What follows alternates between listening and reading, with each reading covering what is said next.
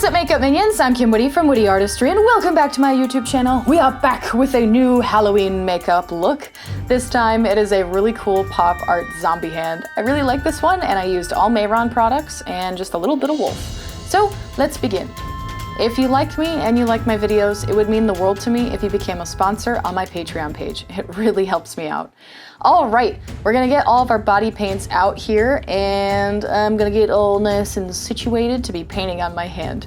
This one was actually an impromptu little video I made, so my setup's a little different, so I apologize if the angles are less than optimal, but I think you can see what's going on. So I mixed together some brown, yellow, and white to create a bone color, and my plan here was to have exposed knuckles, an exposed finger, and for sure I just wanted it to be like a disembodied hand. So I have the two arm bones just sticking out there, and then with some red I am laying down the base for the muscles, and I actually created a new painting technique when I was doing this, at least new to me.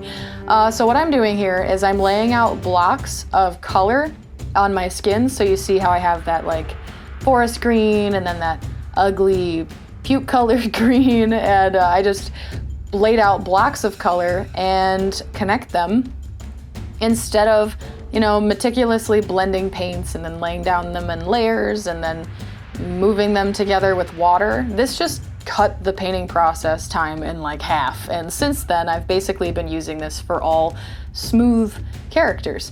So that's just what I'm doing. I decided to add some more muscle on my pinky, and I've just made it have like a little exposed spot, and added a little bit more of that muscle area and fleshy area on my hand. Now I'm adding white to the bones just to make them a little bit more dimensional. And for my ring finger, I wanted the actual bones to be sticking out. I just thought this was a really neat effect. So make sure for this entire thing you are following a reference image.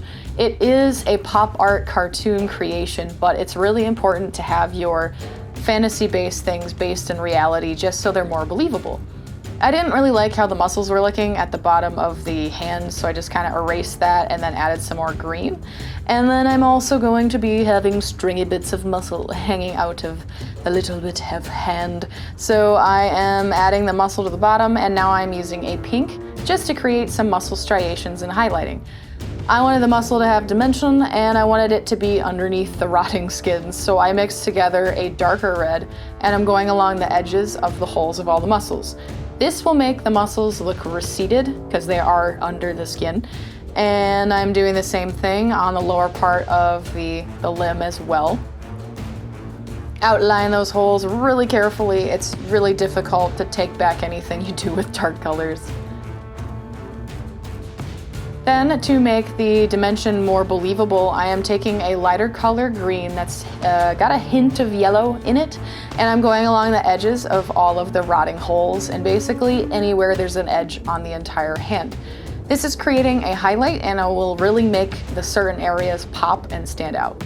All right, those bones need some dimension. They need to look more real. So I am taking a mixture of brown and white, and I'm going to be adding little striations onto the bones and also stippling the bones. Obviously bones have a stippled texture, so I wanted to imitate that, but it is also a pop art comic book look, so it can have a little bit of stripes too. Now I'm coloring in my nails with a yellow color just to make them extra undead and creepy, and now adding a little bit more texture to those bones. Here comes the pop art part. You need to carefully outline everything in black, and I mean everything.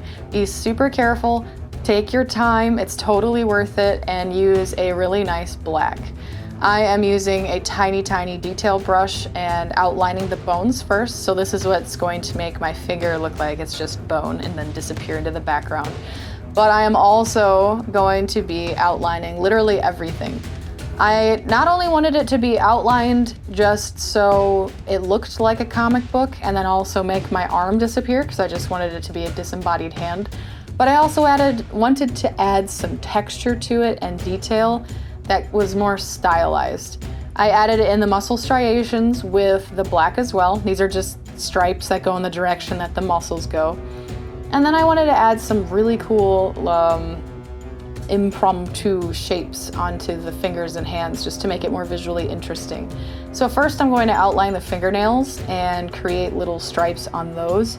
This makes it look more undead, and like, you know, when your nails get like super gross, or on like older people or whatever, they're thicker and they have like those striations in them.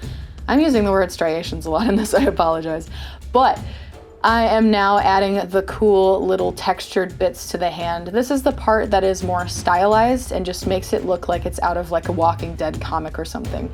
It doesn't really make any sense for any other reason, but it gives it a really cool effect.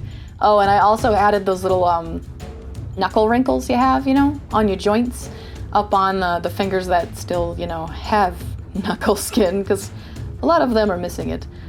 But as for the little black lines, just make sure you keep them thin, because if you go a little too thick, it can go a little over the top and just look crazy. Now I'm adding a couple of little bits of highlights, and you are all done. I really hope you like this, guys. I have been enjoying making hand illusions so much. Thank you so much for requesting this one. And I'm really excited that I discovered a new painting technique. But I love you guys. There will be more Halloween videos. Next one comes out next Wednesday if everything goes according to plan. And I wanted to say a huge thank you to my wonderful Patreon producers.